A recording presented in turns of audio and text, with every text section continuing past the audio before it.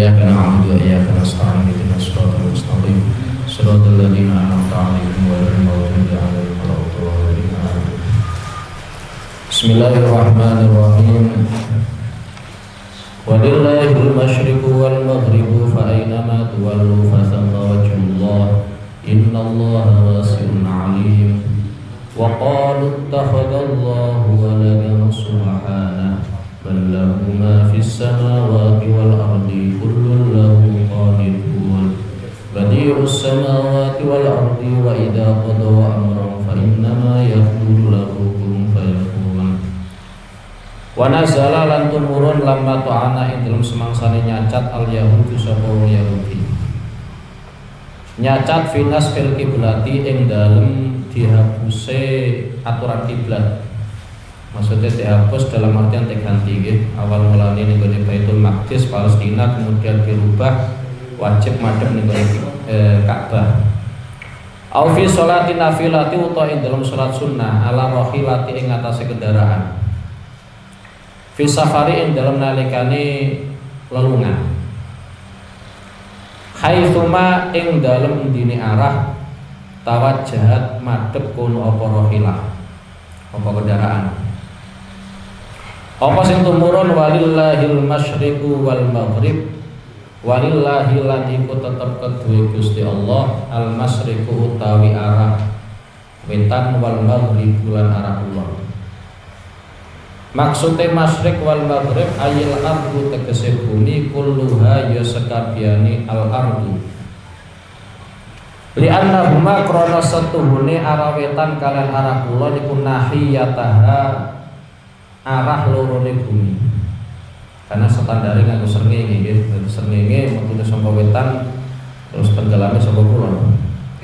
Fa aina mongko ing dalem dine arah. Fa'i nama mongko ing dalem endine arah tuwalu madhepake sapa sira kabeh wujuhakum ing pira-pira wajahe sira kabeh ule madhepno wajah fi sholati ing dalem salat bi amrihi kelawan perintahe Allah fa samma mongko iku ing dalem kono-kono panggonan ayunaka tegese ing dalem kono-kono panggonan wajhuwahi utawi wajahe Allah. Maksudnya wajah Allah aiki belatuhu tegese kiblate Allah utawa madhep Allah allati kang radhiya kang ridho kono sinten Allah ha ing allati. Dadi kiblat yang diridhoi oleh Allah Subhanahu wa taala. Niki bisa bahas tentang kritikan-kritikan yang dilakukan oleh Rasulullah sallallahu alaihi wasallam sing berkaitan kalian kiblat nggih. Sing berkaitan kalian kiblat. Jadi saderenge tak terang ayat iki kiblat itu kalau kita artikan secara bahasa itu adalah madhep nggih. Jadi sampean madhep lawang berarti kiblat sampean ya lawang nggih. Sampean madhep jendela berarti ya kiblat sampean jendela nggih. Jadi ini kita runut mulai dari awal kiblat itu sebenarnya apa nggih supaya nanti yang jelas yang benar mana, sing salah mana itu nanti supaya ngerti ya. Jadi kiblat itu adalah sesuatu yang kita hadapi atau adepane kita itu namanya kiblat ya. Sehingga dalam perjalanan sejarah kenabian mulai zaman Nabi Adam ila yaumil kiamat nanti kiblat itu ya berpindah-pindah ya, kiblat itu berpindah-pindah. Kemudian teng mriki Imam Suyuti nerangno wong Yahudi itu ngeritik Rasulullah dalam kajian kiblat dirubah. Bolak-balik tak sampai nggih bahwa kiblatnya Rasulullah itu ada perubahan yang awal mulanya Baitul Maqdis Palestina kemudian dirubah ning gone Ka'bah. Nggih, jadi yang awal mulanya Baitul Maqdis ning gone Madinah kemudian dirubah ning gone Ka'bah. Lah Kanjeng Nabi ketika sholat menghadap Baitul Maqdis itu berjalan sekitar 16 bulan. Dalam riwayat yang lain menyatakan 17 bulan. Ya, pokoknya orang 16 ya 17 nggih. Iku cara riwayat ning gone kitab Sahih Bukhari pancen orang 16 17. Kemudian setelah itu ya, setelah berjalan 16 bulan atau 17 bulan kemudian baru dirombak oleh Allah Subhanahu wa taala yang awal mulanya ning gone Baitul Maqdis wajib madhep ning gone Ka'bah. Jadi Ka'bah itu sampean arani kiblat ya karena memang zamannya Kanjeng Nabi itu dijadikan sebagai kiblat. Zamannya Nabi Ibrahim pun demikian. Ka'bah itu menjadi kiblat. Tapi koyok zamannya Nabi Musa, zamannya Nabi Isa yang menjadi kiblat itu adalah Baitul Maqdis. Mulane zamannya Nabi Musa, orang-orang Yahudi ketika melihat Rasulullah Shallallahu Alaihi Wasallam sholat menghadap kiblat itu betapa bahagianya mereka. Kenapa bahagia orang Yahudi? Ternyata Nabi akhir zaman itu mengikuti nabinya, yakni Nabi Musa alaihis salam, yaitu madhep ning gone Baitul Maqdis. Kemudian karena dipindah ning gone Ka'bah, akhirnya orang Yahudi itu mengkritik apa yang dilakukan oleh Rasulullah Shallallahu Alaihi Wasallam. Di antara kritikannya orang Yahudi terhadap Rasulullah, Muhammad itu lagi kangen tempatnya Mbah ini. Jadi yang awal mulanya madhep ning gone Baitul Maqdis itu Rasulullah disanjung-sanjung luar biasa. Tapi ketika Ka'bah itu dirombak wajib madhep ning gone Ka'bah, ternyata Muhammad dikritik luar biasa dan yang mengkritik itu adalah orang yang memuji. Ya, mulane sampean nek puji wong aja seneng nemen-nemen. Nggih, menawa sewaktu-waktu mungkin sampean yang menjadi korban kritikane nggih. Iya saiki lagi cocok mulane apa? Muji. Menawa sampean nek wae pilpres beda kan menawa ya. Kritik-kritikan dan itu wajar ya. Rasulullah pun demikian. Betapa menyanjungnya orang Yahudi terhadap Rasulullah ketika menghadap Baitul Maqdis. Tapi ketika dirobak madhep Ka'bah ternyata mereka mengkritik. Itulah yang dilakukan oleh orang-orang Yahudi ya. Kemudian ya, ketika orang Yahudi ku ngomentari atau ngeritik Rasulullah, Allah itu kemudian mendoktrin Kanjeng Nabi carane jawab, yaitu rupane walillahil masyriqu wal maghrib. Jadi artinya seluruh arah, nggih, seluruh arah, mulai wetan, kulon, kidul utawa lor itu semuanya adalah miliknya Allah Subhanahu wa taala. Fa aina ma tuwallu fa thamma wajhullah. Kemanapun kamu menghadap wajah-wajahmu, yakni kemanapun kalian menghadap atas perintah Allah, atas izin Allah, berarti di situ adalah kiblat yang diridhoi oleh Allah Subhanahu wa taala. Sampai menganggap bahwa kiblat itu ketok penting itu dalam beberapa kondisi tok. Ya, dalam beberapa kondisi tok. Contoh ngeten nggih. Di antara pertanyaan yang dikaji oleh para ulama, sebenarnya ketika kita sholat, ya, ketika kita sholat, itu sebenarnya itu full madhep kiblat atau tidak? Ya. Sampean sholat ya, sholat maghrib, sholat isya, sholat duha, sholat tahajud lah kira-kira. Kira-kira itu full madhep kiblat apa? Betul. Kemudian standar menghadap kiblat itu pakai apa? Kemudian ulama mengkaji. Orang itu wajib menghadap kiblat ketika melakukan sholat, yakni menghadap Ka'bah yang sekarang ya. Itu standarnya pakai dada. Ya, standarnya pakai dada. Artinya umpama sampean sholat dalam kondisi berdiri, sirai kepelengaan ini. Selama dodo madhep ning gone Ka'bah, maka tidak dipermasalahkan. Tapi praktek sholat kita itu kan gak mungkin ngadeg terus. Mau sampean yo rukuk, yo sujud. Kemudian ketika dalam kondisi sujud, pertanyaan kita adalah madhep kiblat standarnya nganggo dodo apa nganggo apa? Nek jawabannya kok nganggo dodo, itu berarti dodo nih madhep mengisor, ora madhep ning gone Ka'bah. Lah iku ketok ora pentingnya Ka'bah. Lah artinya cara versine Quran itu adalah fatamma wajhuwa. Intine sampean kon madhep ngulon, cara gambaran kon madhep ning gone Ka'bah. Ya wis, karena itu adalah arah yang diridhoi oleh Allah Subhanahu wa taala. Intine ngono tok. Seandainya sewaktu-waktu nggih, umpama mawon, kok ada aturan wajib menghadap ning Baitul Maqdis, maka kita ya harus menghadap Baitul Maqdis. Mulane di antara hikmah, kenapa Kanjeng Nabi itu diberi dua kiblat? Ya, diberi dua kiblat. Itu pancen gawe ngetes keimanannya para sahabat. Nek bener-bener iman ning gone pangeran, bener-bener anut ning gone Kanjeng Nabi, kiblat itu pindah-pindah, maka tidak menjadi masalah. Mulane sampai wonten cerita zaman sahabat itu. Ketika Kanjeng Nabi itu mendapatkan wahyu, harus menghadap nih gone Ka'bah, yang awal mulanya madhep nih gone Baitul Maqdis kemudian wajib madhep nih gone Ka'bah. Itu ada seorang sahabat yang menjadi makmumnya Rasulullah. Mulai. Nggih, mulai. Ya. Tapi sebelum pulang sahabat ini tahu bahwa arah kiblat itu sudah dirombak. Ketika pulang ternyata melewati masjid. Masjid itu ternyata sahabat-sahabat Kanjeng Nabi sedang melaksanakan sholat. Lah sahabat sing lewat iki bengoki. Kanjeng Nabi saiki nek sholat madhep Ka'bah. Padahal sahabat-sahabat yang berada di masjid itu dalam kondisi ruku. Iku langsung minger ngoten mawon. Nggih. Dadi sing awal mulane madhep ning gone Baitul Maqdis dalam kondisi ruku langsung minger. Madhep ning gone Ka'bah. Karena sebagai tantangan, kira-kira bener-bener iman ning gone Kanjeng Nabi napa? Mboten. Lah sing ora terima itu adalah orang-orang Yahudi. Ngarani Kanjeng Nabi plin-plan dan seterusnya lah. Banyaklah kritikan-kritikan untuk Rasulullah sallallahu alaihi wasallam. Jadi ketika ada aturan syariat kok berubah-berubah, itu hakikatnya ngetes imane kita.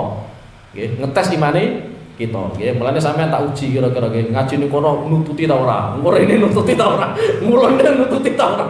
Nek imane kuat berarti nututi, nek ora iman berarti protol dalan. Kira-kira koyo ngono. Ora lagi. Tapi ya seperti itulah, nggih. Memang berulang kali sahabat Kanjeng Nabi itu diuji. Contoh lagi diantaranya adalah miras. Miras itu dulu pernah halal, memang dihalalkan. Kemudian ada aturan baru. Ada aturan baru, wis oleh ngombe, tapi ojo sampai marek-mareki waktu sholat. Jadi cara gampangane duhur jam 12, ngombe arak oleh iku jam 10. Ini jam 11 ojo sampai minum arak. Kemudian pada akhirnya arak itu diharamkan total. Iku nek cara lambe elek tetap akan mengatakan Muhammad itu pelin-pelan. Tapi berulang kali seperti itu. Ya, berulang kali Kanjeng Nabi mendapatkan syariat itu ternyata ya modelnya bertahap. Orang kok langsung sithik-sithik haram, sithik-sithik haram betul nggih. Jadi memang dakwah ya seperti itu, kudu sithik-sithik, ojo langsung biar wakai, pergi bubar ora balik meneh. Lah malah repot. Mending sithik-sithik tapi apa? Istiqomah nggih. Bagian niki kaitannya kalian kritikan orang Yahudi terhadap Rasulullah SAW dalam permasalahan kiblat. Kemudian lagi ada beberapa kasus Ka'bah itu ketok gak penting tenan. Sampean tawaf dhewe. Tawaf kan gak oleh madhep Ka'bah. Justru sampean tawaf kok madhep Ka'bah itu malah keliru. Malah tawafe ora sah.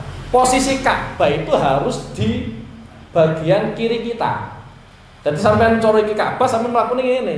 Ora oleh sampean madhep. Geser-geser ngene. Mboten asal, justru malah mboten apa? Sah.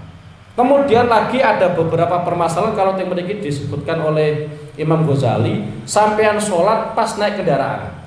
Sampai numpak mobil atau numpak sepeda motor itu kan iso nglakoni sholat sunnah. Lah umpama sepeda motore madhepe kok ngidul ya wis kiblate sampean berarti arah kidul. Justru nek sampeyan kuwi balik muter neh malah sing dadi korban sampean kok. Sampean numpak sepeda motor sak kenceng-kencenge lah pol-polan. Ya. Terus sampean takbir usolli sunnatud duha. Wah, saking sakepe wae. Usolli sunnatud duha. Utawa nek dalu-dalu mulai usolli sunnatat tahajud. Langsung mawon. Sampeyan arek ngeten nggih ngeten mawon.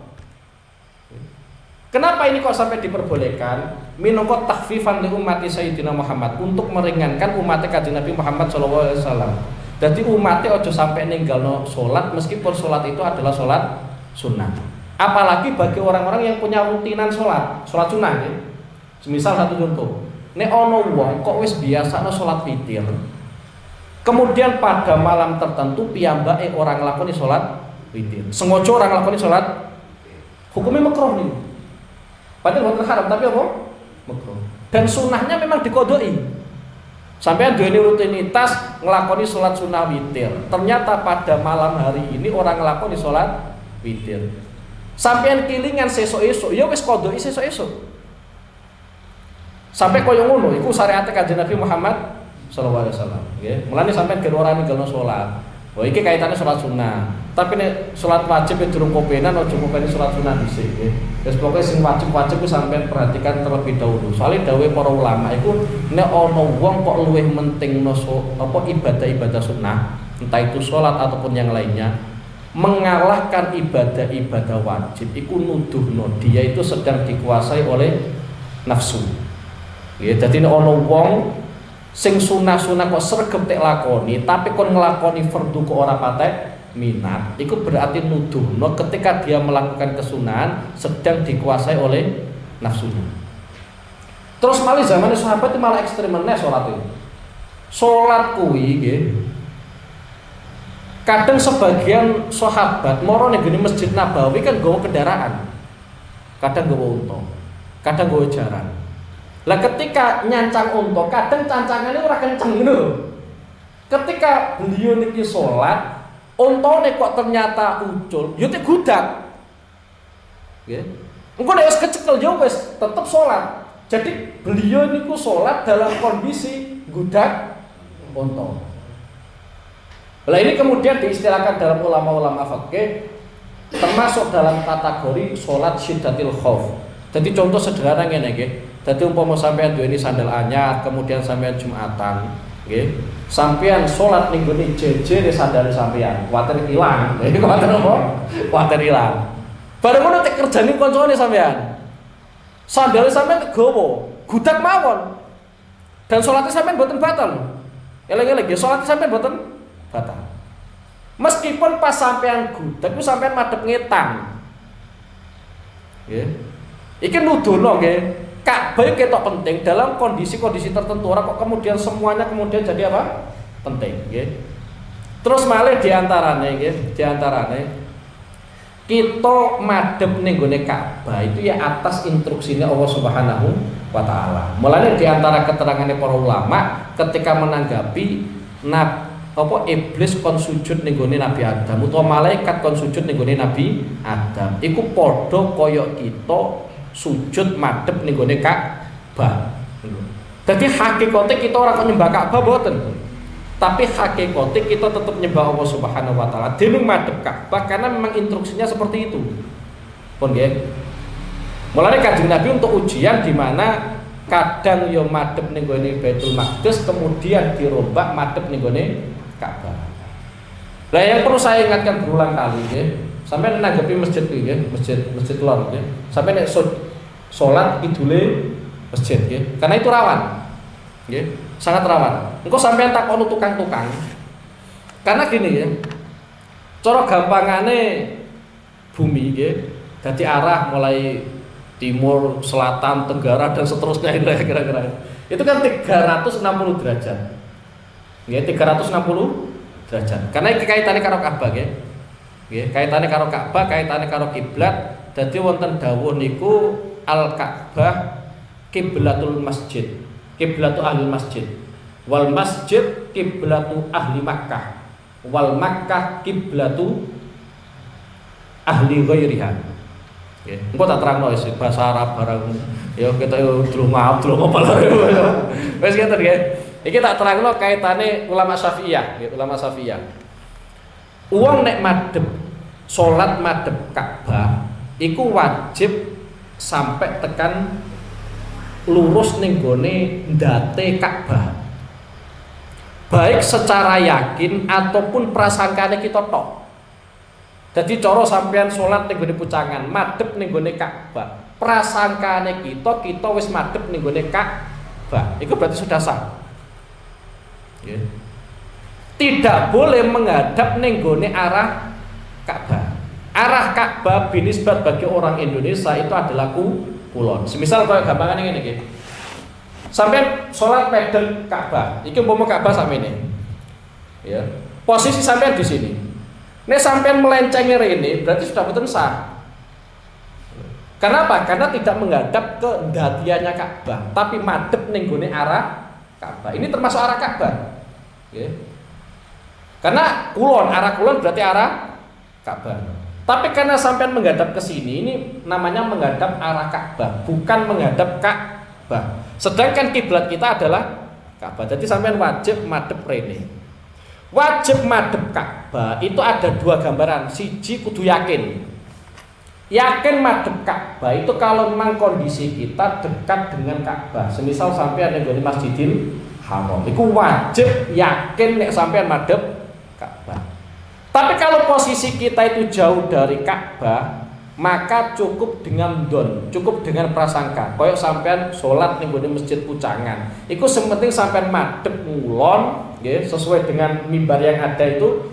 Kemudian sampean punya prasangka, aku wis madhep ning gone Ka'bah. Paham nggih? Kemudian lagi nggih, problem nggih, berulang kali problem kaitannya dengan Ka'bah. Ada pendapat yang kedua yang menyatakan sing penting madhep arahe Ka'bah, ora kudu ning gone Ka'bah. Jadi semisal seperti tadi nggih. Iki Ka'bah, sampean posisine ning kene, salate kok madhep rene, iku tetep sah. Kenapa? Karena meskipun sampean madhep rene, iku tetep arah Ka'bah. Tapi ora madhep Ka'bah, madhep ning gone arah Ka'bah. Nggih. Dadi sampean masuk ning kene tapi madhep rene iku tetep sah. Paham nggih? Sing penting cara ngidule Ka'bah itu 45 derajat, ngalore ya 45 derajat. Nggih. Kenapa? Karena nanti 90 kali 4. Nggih, 90 kali 4 berarti 36, nggih. 360 derajat, nggih. Jadi arah kulon itu 90 derajat, kidul 90 derajat, wetan 90 derajat, terus lor 90 derajat. Wes iki kaite tak terang-terangan. Iku gen ora sesat sampean. Nggih, aku nyawang soalnya pirang-pirang sing sesat. Apa tak terangno ketoke keminter, ora tak terangno ketoke dosaku akeh iki. Aku ngerti kok soalnya. Nggih. Jadi tak terangno, muga-muga sampe nyampe no niku ngomong ya. Tadi gaya sithik lho, gaya sithik. Tadi arah kulon itu 90 derajat. Kalau kita mengikuti pendapat ulama yang menyatakan sing penting madhep arah kiblat, posisi kita karena ning gone wetane Ka'bah, berarti sing penting madhep ngulon. Ojo sampai ngeluwahi ngalore 45 derajat utawa ngidule Ka'bah 45 derajat. Kemudian yang jadi problem nggih, ini bukan masalah mengkritik nggih. Bukan kok yang salah masjidnya mboten atau bangunnya mboten, sing salah wonge. Dadi sing perlu dibenahi wonge nggih. Soalnya nek benahi apa bangunan ngentekno dana akeh barang yo. Kok biasane merebet-rebet. Pun nggih tak terang. Umpama sampeyan bayang masjid nggih. Dadi memang tak jajal nggih. Tak jajal aku salat ning gone kidul masjid. Memang sengaja nggih. Kira-kira tak pentelengi kira-kira iku nek madhep ning gone apa? Soft nggih.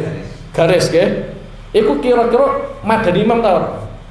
Soalnya nek sampean perhatekno, iku masjid ku arahe rada rono, terus sing kidule masjid ternyata arahe rada rene. Lha iku sampean takokno tukang, cara narik benang saya adoh. Sing kene madhep ning gone Ka'bah utawa ning gone arah Ka'bah, kene iku saya adoh. Lha sampean tarik mawon saka Pucangan tekan Mekah standar iki. Kira-kira sampai Mekah apa sampai Jeddah malah?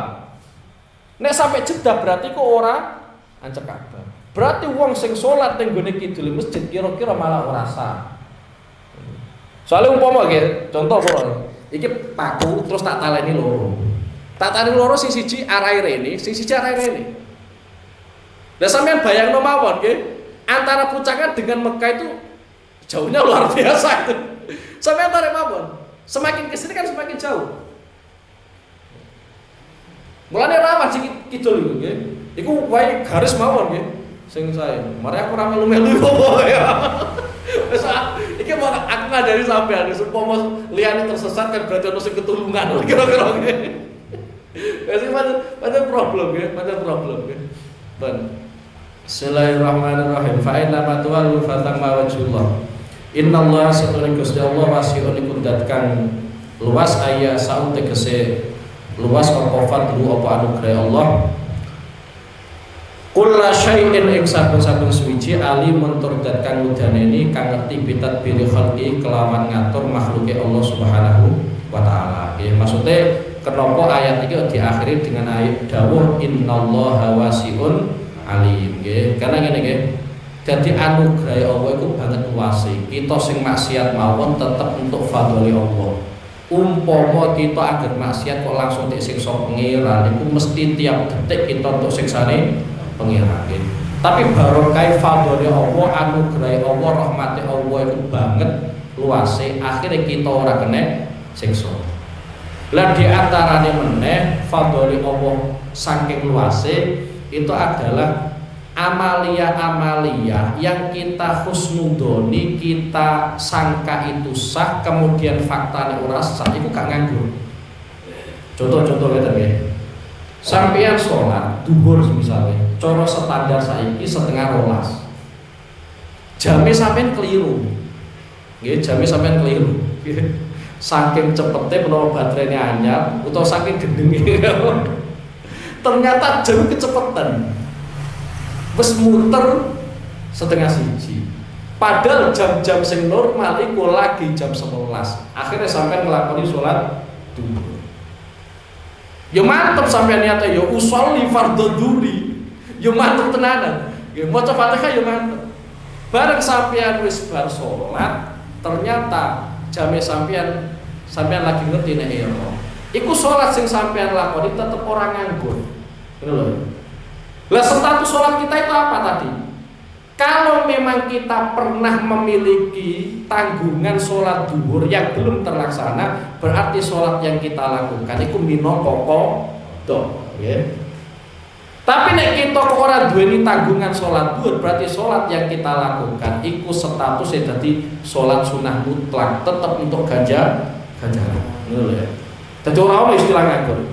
Karena hal yang seperti ini ternyata dulu dikhawatirkan oleh para sahabat yang terkait dengan perpindahan kiblat. Jadi ono sahabat sekitar sedoso niku sampun kapundhut sebelum arah kiblat iku ke Ka'bah. Ya. Jadi sadurunge kiblat diarahno ning gone Ka'bah masih menghadap ning gone Baitul Maqdis. Itu ada 10 sahabat yang di situ sudah meninggal di medan peperangan. Kemudian sahabat-sahabat yang masih hidup, iki takut nih gone Kanjeng Nabi Muhammad SAW.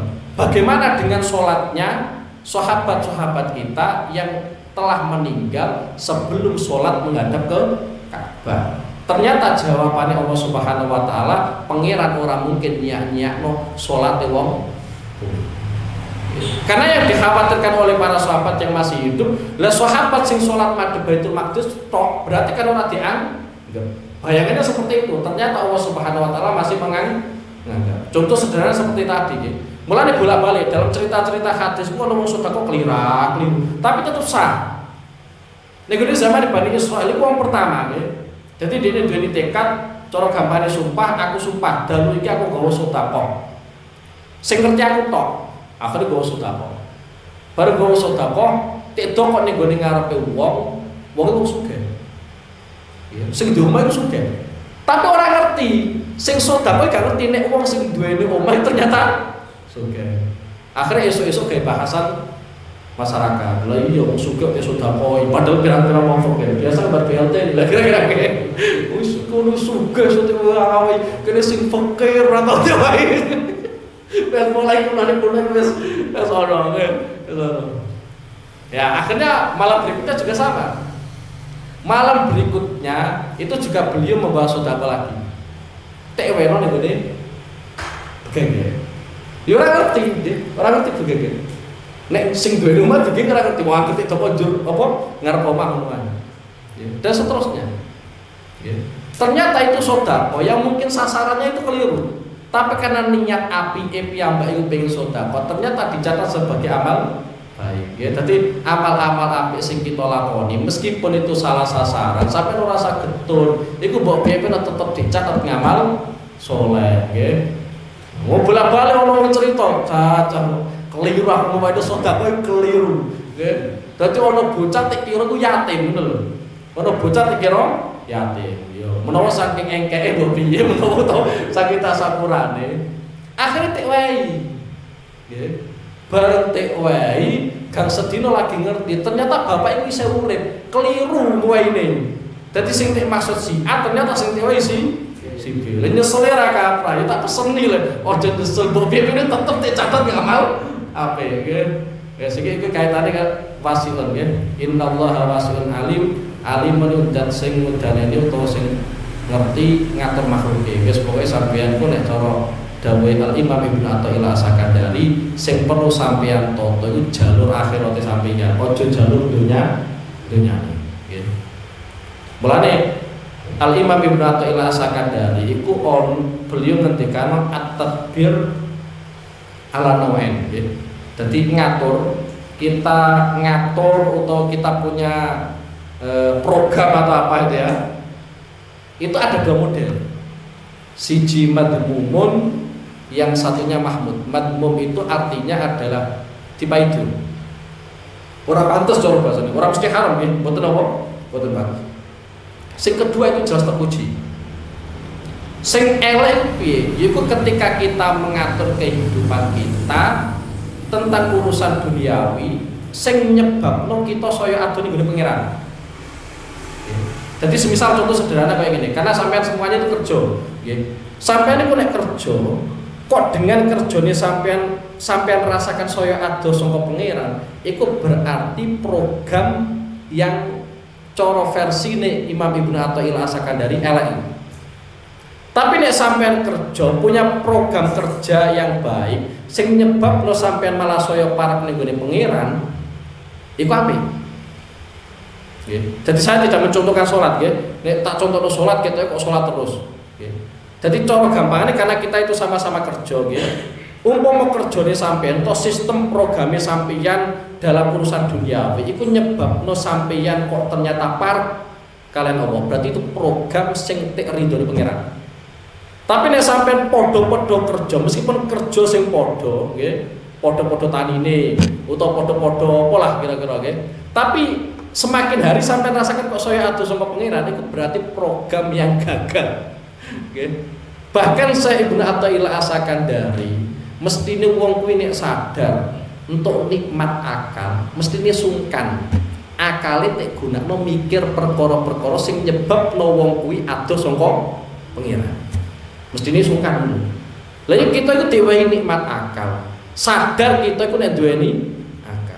Tapi dengan akal ini, kenikmatan akal ini ternyata kita gunakan untuk memikirkan sesuatu yang menyebabkan kita jauh dari Allah Subhanahu wa taala. Mestine saya parek ning gone pangeran karena nikmat ini asal usulnya dari Allah Subhanahu wa taala. Nggih. Mulane teng mriki alimun bitadbiril khalqi, pangeran itu sing paling ngerti ngatur makhluke Allah Subhanahu wa taala. Guys, pokoke sampean itu takdire pangeran kaya apa wae iku adalah yang terbaik bagi kita. Wis pokoke sampean husnudzon kaya ngono, nggih. Soale kita ya ora ngerti, aku urip ning pucakan ya ora dadi program urip ning pucakan. Ketemu sampean aku ora bayang no ono makhluk kaya bahasa itu ya ora mikir aku belas. Jebule kok ketemu lah ya nggih. Mulai sampean ini urusan dunia, aja pikir teman-teman nggih. Aja pikir. Nek mikir monggo nggih. Tapi diusahakan mikirnya sampean tetep parek ning gone pangeran nggih.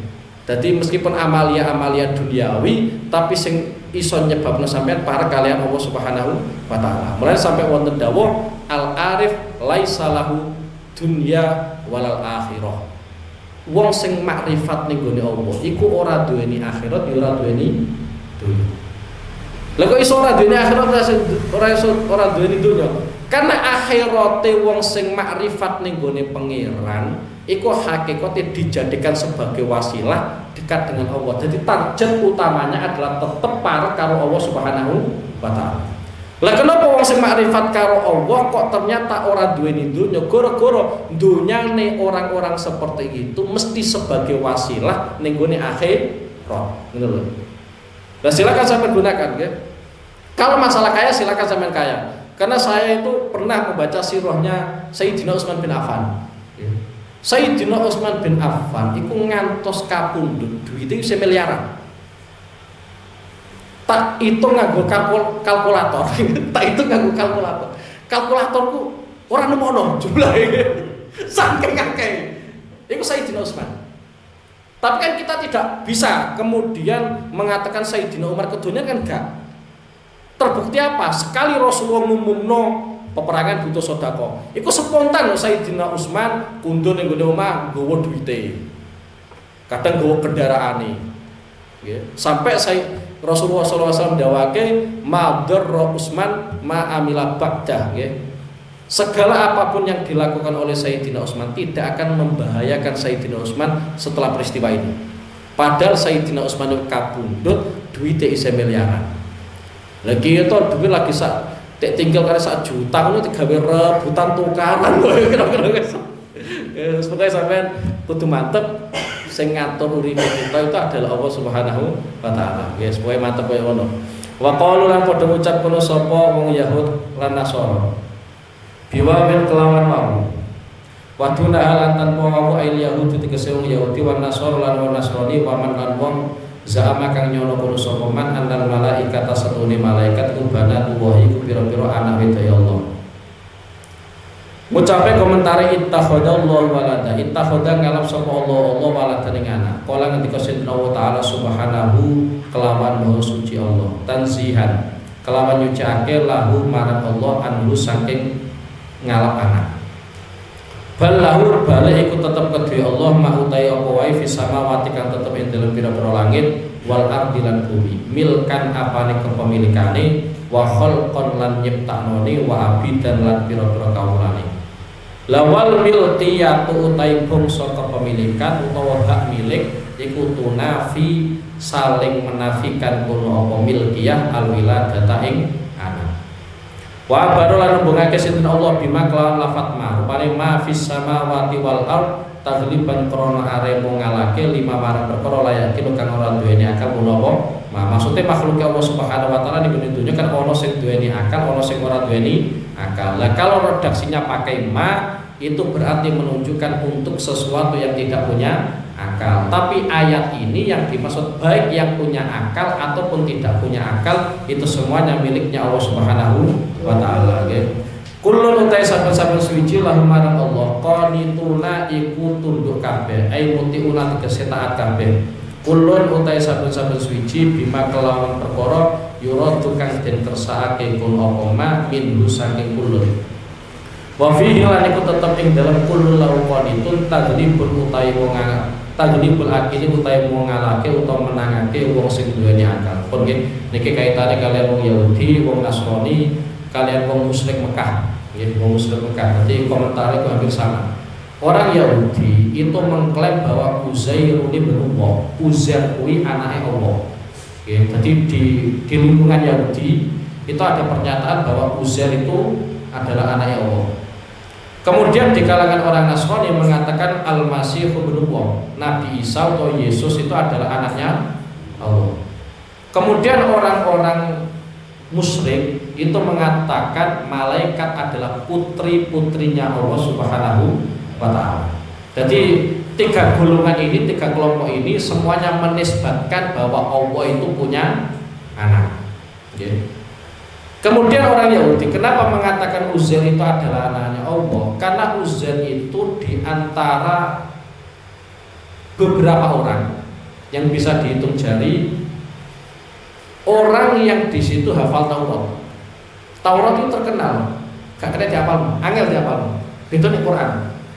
Sampai sama mau sing hafal Quran saya Indonesia walah syarat-syarat. Ya. Meskipun kadang ya ora hafal ya pokoknya apa orang paham tapi hafal. Ya, tapi hafal. Ya.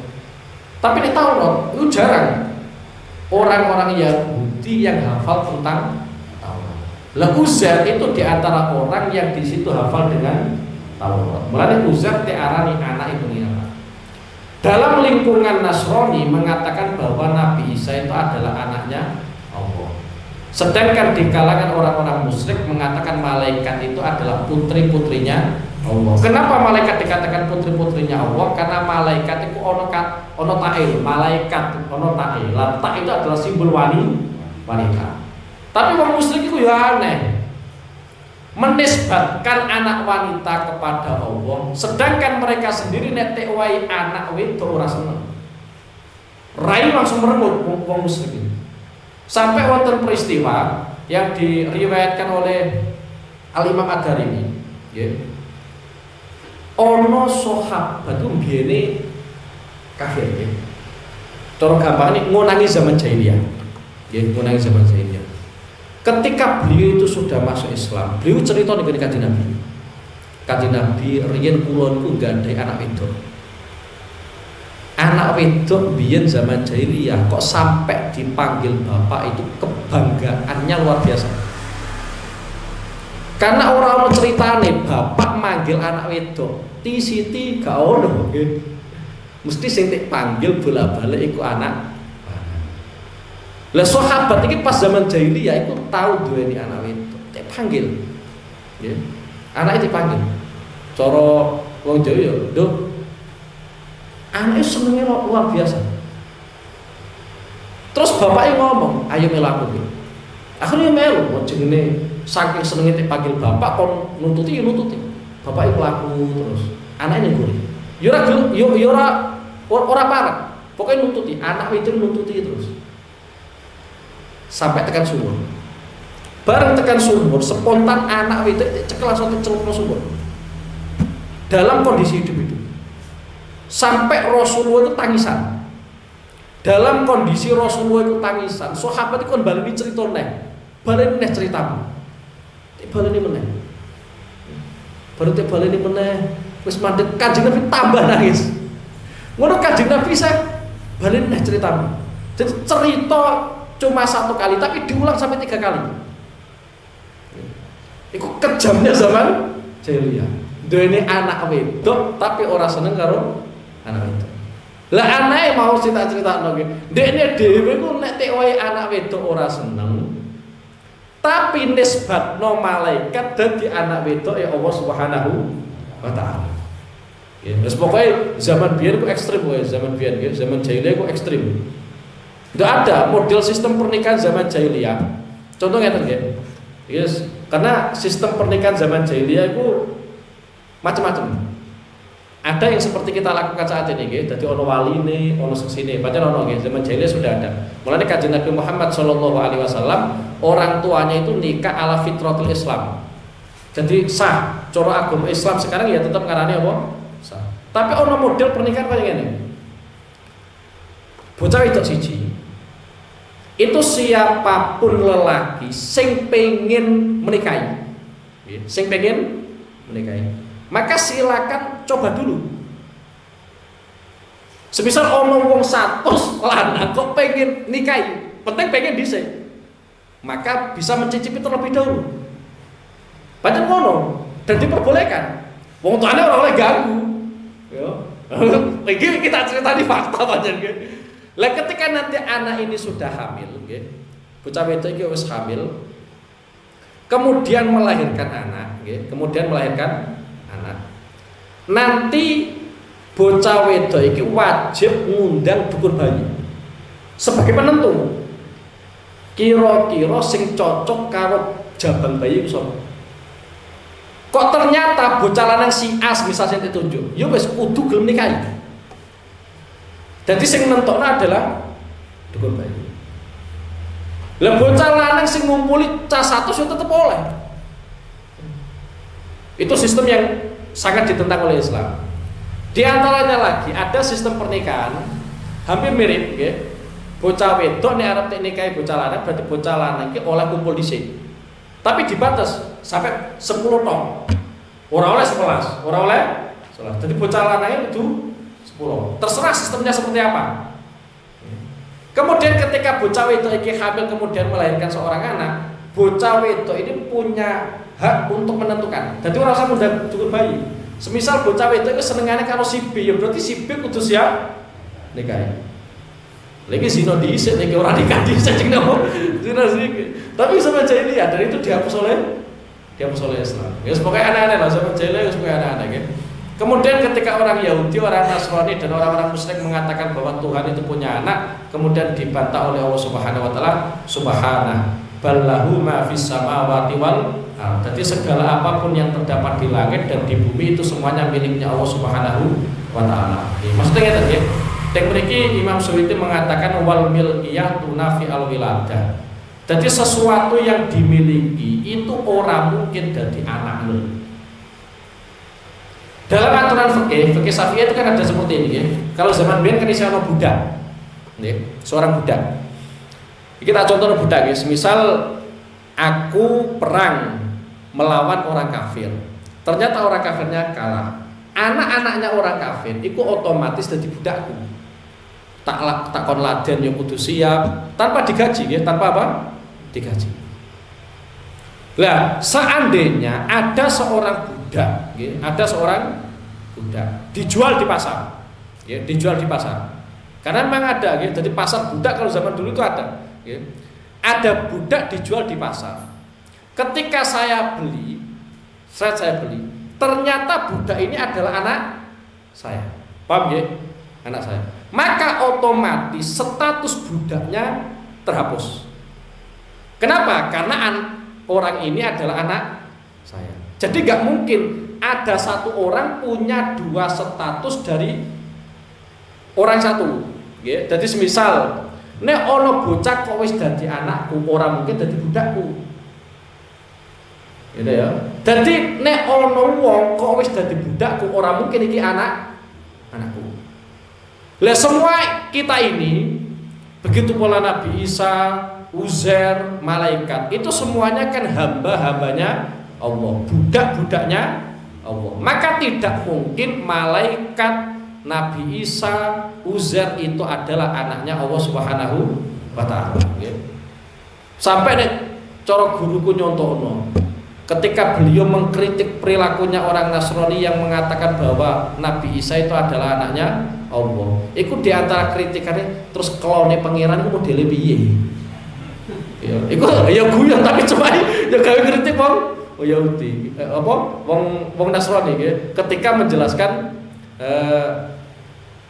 keyakinan orang Nasrani yang menyatakan bahwa Isa itu adalah anaknya Allah Subhanahu wa taala, ya. Kemudian di antaranya lagi dan memiliki kulullahu qanitun, ya. Jadi semuanya itu kudu taat ning gone Allah Subhanahu wa taala, ya. Jadi kalau sampeyan ya kudu anut ning gone Allah Subhanahu wa taala, atut ning gone Allah Subhanahu wa taala, ya. Wa